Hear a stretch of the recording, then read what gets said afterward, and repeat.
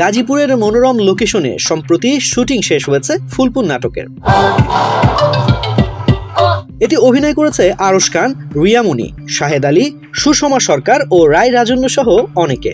আমার এখানে বেসিক্যালি একটা ছেলে যে ঢাকাতে গিয়ে অনার্স মাস্টার্স করে ওর গ্রামে ফেরত আসছে, বিকজ ও গ্রামকেই ভালোবাসে। ফুলপুর নাটকের নামও ফুলপুর।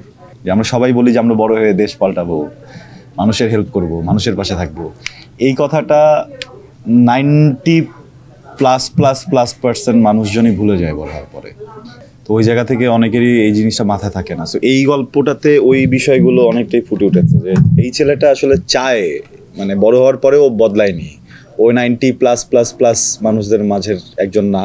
ও চায় ওর দেশের জন্য কিছু করতে, ওর অঞ্চলের জন্য কিছু করতে গিয়ে যেসব স্ট্রাগল, এই স্ট্রাগল নিয়ে গল্প। নাটকের গল্পটি সাধারণ দর্শকের ভালো লাগবে বলে আশা করছেন অভিনেতা শাহেদ আলী।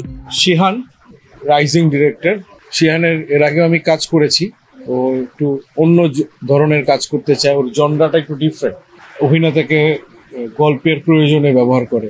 আমার বিশ্বাস এটা একটা ভালো কাজ হবে। গল্পটার মধ্যেই যেভাবে যে স্টোরিটা বলা হয়েছে, এছাড়া পরবর্তী সময়ে চিত্রনাট্য বা শুট টাইমে যেভাবে শর্ট ডিভিশন যা দেখতে পাচ্ছি, আমার বিশ্বাস এই কাজটা এক ধরনের ভালো কাজ হবে এবং দর্শকরা পছন্দ করবে। মঙ্গলবার দুপুর 3টায় নাটকটি প্রচার হবে বলে জানিয়েছেন এর পরিচালক মুস্তফা খান শিহান। পুরো প্রোডাকশন আরশের সাথে এটা আমার প্রথম কাজ। ওনার কোঅপারেশন এই প্রোডাকশনের ভ্যালু আরো বাড়ায় দিচ্ছে। তারপর সুজন ভাইয়ের সাথে এর আগে আমি কাজ করেছি। সুজন ভাই থিয়েটার আর্টিস্ট, তো ওনার পারফরমেন্স অন্যরকম। সো ওনার সাথে অ্যাজ এ কো আর্টিস্ট আরশ ভাই আমার কাছে মনে হয় পারফেক্ট কাস্টিং ছিল এই নাটকের জন্য। এছাড়াও রিয়ামণি খুবই ভালো, নতুনদের মধ্যে খুব ভালো আর্টিস্ট, উনি খুবই ভালো অভিনয় করে। চ্যানেল আই প্রাইমে নাটকটি দেখা যাবে বলে জানিয়েছেন নির্মাতা।